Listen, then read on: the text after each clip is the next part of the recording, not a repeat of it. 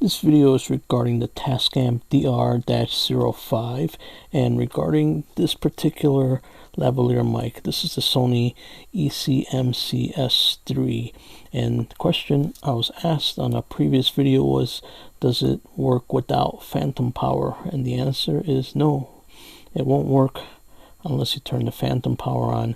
And then the other question was, if I turn the phantom power on, will it burn out the mic? The answer is no, it won't harm the mic at all.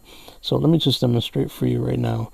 So if I put it on standby, you can see that the levels are being picked up by these mics right here.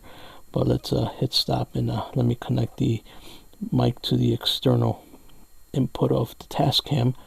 So when I do that, and let's go into the menu, I want to show you that the settings here, that the mic power is turned on right now, but I'm going to turn it off.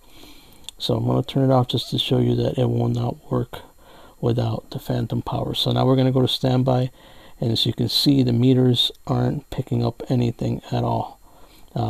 It's not doing anything. I'm going to put it on standby. I'm going to record. See, recording something and there is nothing there. That's because the phantom power is not on. So let's stop right there.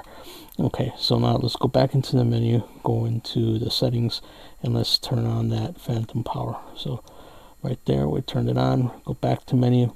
Okay, now we go into, see, and now it's being picked up by the microphone.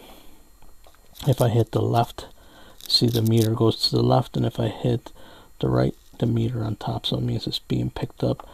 This audio from the Sony ECMSC3, and there you go. Hope that's helpful to you. And no, phantom power will not destroy your mic.